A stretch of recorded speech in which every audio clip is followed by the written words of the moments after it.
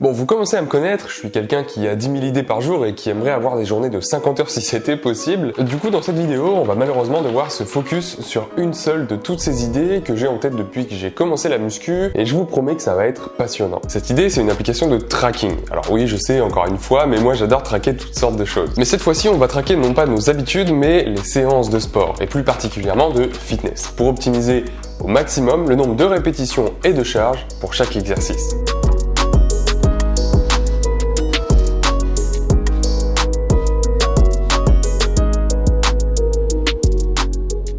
Alors en gros, je vous explique le concept. Il y a un truc qui m'insupporte quand je vais à la salle, c'est de devoir me souvenir de toutes les charges que je mets sur chaque machine. Et encore pire, me souvenir que j'ai réussi à atteindre mon objectif de répétition et que je dois passer à la charge supérieure. Alors bon, j'ai bien essayé de noter tout ça sur une application de prise de notes ou de créer un système sur Notion, mais le système D, au bout d'un moment, ça va. Et comme vous le savez bien, quand on est développeur, dès qu'on a 2 ou 3 notions de code, on veut tout faire soi-même. Donc l'objectif, ça va être de créer une application qui nous permette de traquer toutes nos séances de sport et qui met à jour automatiquement les charges, les répétitions ou le temps dès qu'un objectif est atteint. Et bien sûr, on en profitera aussi pour ajouter des graphiques parce que c'est toujours cool les graphiques. Alors je vous préviens tout de suite, il y a du boulot, on va pas faire ça en une seule vidéo. Mais aujourd'hui, on va s'attaquer à une grosse partie de la conception. Dans un premier temps, on va faire un brainstorming pour réfléchir un peu à toutes les fonctionnalités qui pourraient être intéressantes, même les plus folles. Et ensuite, on utilisera une méthode que j'aime beaucoup et qui permet de prioriser les tâches et de choisir quelles fonctionnalités on garde et lesquelles on va jeter. Et vous allez voir que cette méthode est radicalement efficace et qu'elle peut faire gagner énormément de temps. Une fois que ça c'est fait, on pourra créer ce qu'on appelle un user flow, c'est-à-dire un diagramme qui explique les différentes étapes par lesquelles l'utilisateur va passer quand il va utiliser l'application. Ce diagramme, il explique notamment quelles actions il doit faire, les résultats qu'il obtient,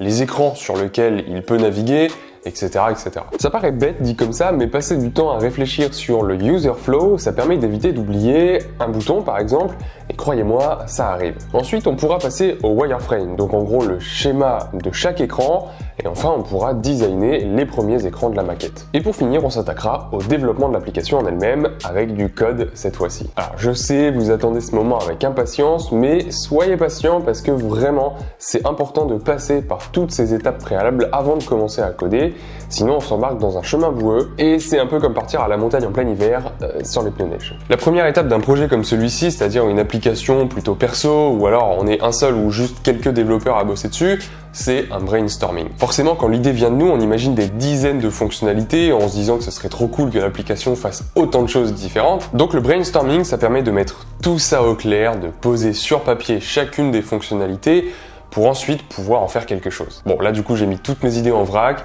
les fonctionnalités de base, comme par exemple créer un compte et se connecter, ajouter ses propres entraînements composés de un ou plusieurs exercices, lancer un entraînement et afficher automatiquement le nombre de répétitions et le temps de pause, mais aussi celles qui, selon moi, feront la vraie valeur de l'application, comme par exemple ajouter son poids et suivre son évolution, proposer automatiquement d'augmenter le poids et le nombre de répétitions si l'objectif est atteint, définir des objectifs à atteindre et des points de récompense à chaque entraînement, et puis j'ai ajouté encore des fonctionnalités qui pourraient être plus stylées, comme par exemple ajouter une voix qui te dit quel exercice tu dois faire ensuite, pouvoir te connecter à Spotify et gérer ta musique directement depuis l'application, comme il y a sur Nike Run Club par exemple, ou encore créer un planning de session dans la semaine. Donc pour l'instant, on liste toutes les fonctionnalités sans aucun filtre et sans se demander si c'est réalisable ou pas. Mais le souci, c'est que dans ce type de projet, comme dans n'importe quel projet qu'on entreprend d'ailleurs, on va jamais avoir le temps de tout faire, tout ce qu'on voulait faire au départ. Donc pour choisir les fonctionnalités qu'on va garder, celles qu'on va soit mettre de côté pour plus tard ou qu'on va complètement oublier,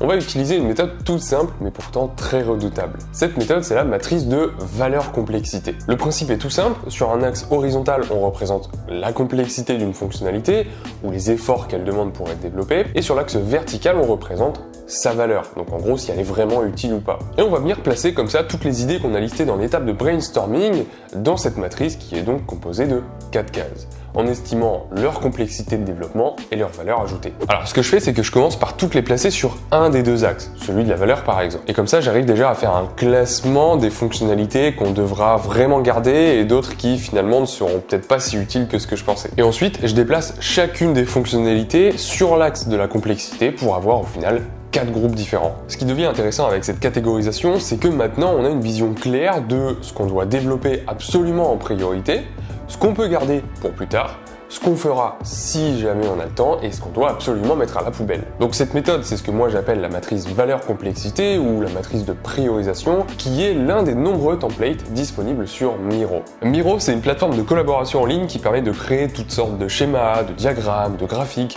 et franchement c'est hyper pratique en complément de Notion par exemple pour organiser ses idées. Ce qui est cool avec Miro, c'est qu'ils ont des centaines de modèles pré-remplis comme les mind maps, le modèle Kanban pour organiser des projets, des flowcharts, des user story maps, bref, tous les outils, toutes les méthodes et tous les diagrammes qu'on peut utiliser pour organiser ses idées, gérer un planning, concevoir un design. On peut tout retrouver sur Miro. Donc un grand merci à Miro qui sponsorise cette vidéo et grâce à qui je peux développer ce projet de manière hyper efficace. Alors si ça vous intéresse, vous pouvez tester Miro gratuitement jusqu'à 3 tableaux et pour être plus libre de débloquer toutes les fonctionnalités, c'est quelques euros par mois seulement. Et je peux vous dire que même si vous bossez sur un ou deux petits projets comme ça vaut vraiment le coup. Donc comme d'hab, tous les liens sont en description. Ensuite, après l'étape de priorisation, je prends toujours le temps de déterminer un user flow. Le user flow, c'est tout simplement en fait un diagramme qui explique comment l'utilisateur interagit avec l'application. Ça montre par exemple sur quel écran il arrive quand il vient d'installer l'application, sur quel bouton il doit cliquer pour arriver sur tel ou tel écran et des différentes actions qu'il doit effectuer ou les informations qu'il va recevoir. Donc en utilisant le template flowchart sur Miro, je définis une grande partie du user flow, ce qui m'a permis déjà de m'assurer par la suite que je pense bien à tous les écrans, toutes les configurations possibles d'un même écran et tous les boutons nécessaires. Et croyez-moi, c'est un exercice qui peut être assez ennuyant des fois, mais qui vous permettra vraiment de vous rendre compte que vous avez besoin de plein de trucs différents dont vous n'aviez pas forcément pensé au début. Bon, maintenant qu'on connaît avec précision le chemin de l'utilisateur, ou plutôt les différents chemins possibles, on va pas encore passer au code. Alors je sais,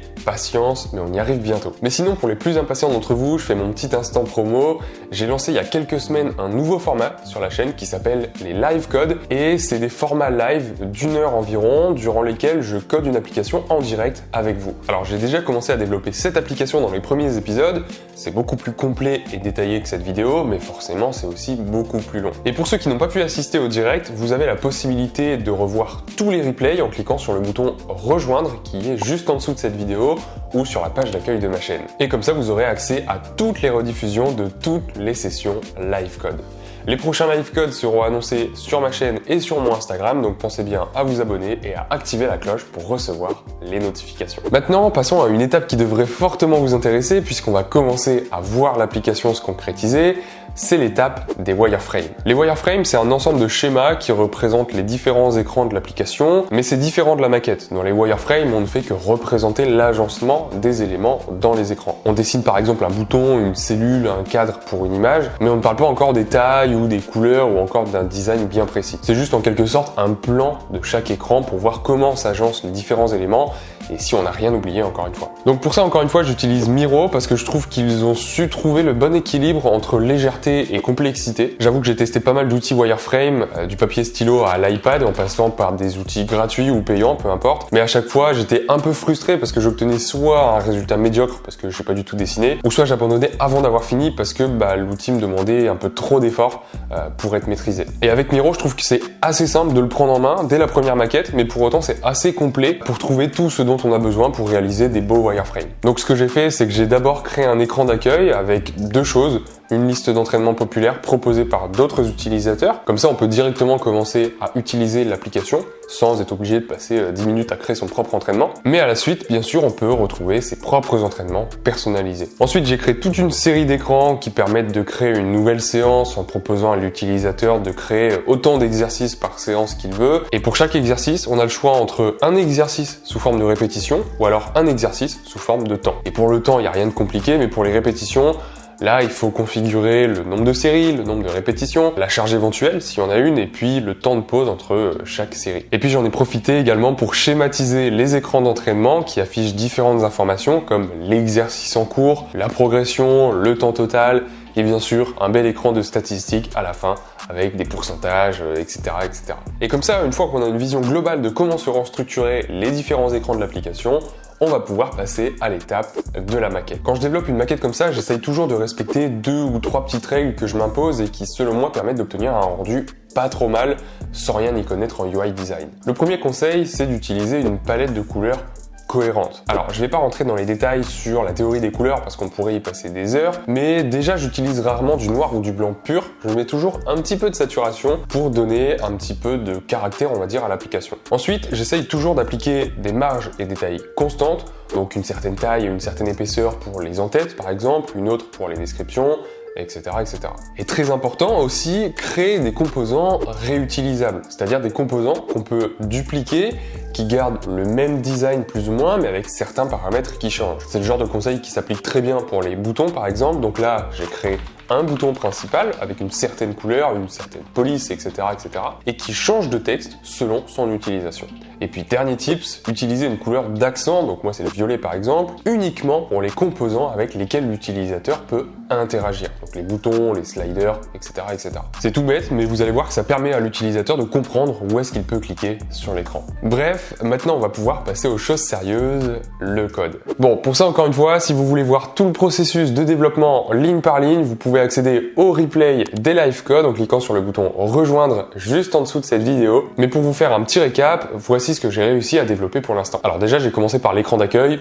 Logique. Pour ça, j'ai développé les deux types de cellules qui représentent un entraînement, donc celle d'un workout populaire et celle d'un workout personnel. Ensuite, j'ai assemblé tout ça dans un écran. Mais si on regarde bien la maquette, on s'aperçoit facilement que l'entête de cet écran-là, par exemple, elle est réutilisée à plusieurs endroits, notamment dans la création d'un entraînement, par exemple. Donc, au lieu de la coder dans l'écran d'accueil, ce que je vais faire, c'est que j'ai créé un fichier à part qui va définir cette entête et à qui on pourra donner plusieurs paramètres comme ça. On aura un titre, un sous-titre et un booléen, par exemple, pour savoir si on l'affiche le bouton retour ou pas. Et comme ça, je peux réutiliser cette entête à plusieurs endroits. Ensuite, là où ça se complique un peu, c'est sur la série d'écrans qui permettent de créer un entraînement. Parce que là, il y a plusieurs paramètres à configurer, comme on l'a vu d'après la maquette. Donc en soi, c'est juste plusieurs paramètres à gérer, mais on va dire que là, il a fallu quand même bien faire attention. Par exemple, à écrire du code qui reste lisible, bien organisé, avec chaque partie de la vue qui soit bien encapsulée dans une sous-vue. Et ça, du coup, c'était pas facile. Un autre moment où là, il a fallu bien réfléchir aussi, c'est pour créer cette petite animation d'une pop-up qui arrive dans le bas de l'écran. Et pour ça, j'ai dû procéder en plusieurs étapes. Alors d'abord, il faut ajouter une couleur grise transparente sur l'écran. Et ensuite, créer la fenêtre de pop-up,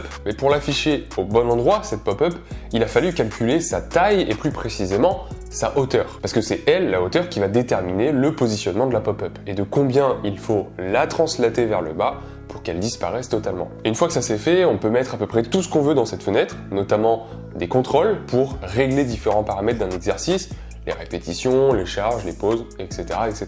Et le fait de délocaliser ces vues-là dans une fenêtre à part, ça permet de ne pas surcharger l'écran et de fournir à l'utilisateur seulement les informations dont il a besoin sur le moment. Donc voilà où on en est pour l'instant, on a défini toute la structure de l'application via la maquette. On a commencé le développement jusqu'à la création d'un compte. Pour résumer, on a d'abord utilisé la matrice de valeur complexité pour trier toutes les fonctionnalités du brainstorming. On a ensuite créé un user map pour déterminer toutes les actions de l'utilisateur. Et enfin, on s'est basé là-dessus pour créer les mock-ups de l'application pour voir à quoi elle allait ressembler. Et du coup, les prochains objectifs maintenant, ça va être d'enregistrer les entraînements sur une base de données, de développer les écrans de séance avec les compteurs, les statistiques, etc., etc. et augmenter bien sûr automatiquement les charges lorsque l'utilisateur a atteint son objectif. Donc vous pouvez me croire, il y a encore pas mal de boulot. Donc pour ceux qui veulent suivre cette aventure en détail, n'hésitez pas à vous abonner et à activer la cloche pour être alerté des prochains live codes et cliquez sur le bouton rejoindre juste en dessous de cette vidéo pour accéder au replay de tous les épisodes précédents. N'hésitez pas aussi à tester Miro pour tous vos projets, le lien encore une fois est en description. Et sur ce, on se retrouve à très bientôt en live peut-être et à la prochaine pour la suite de cette vidéo.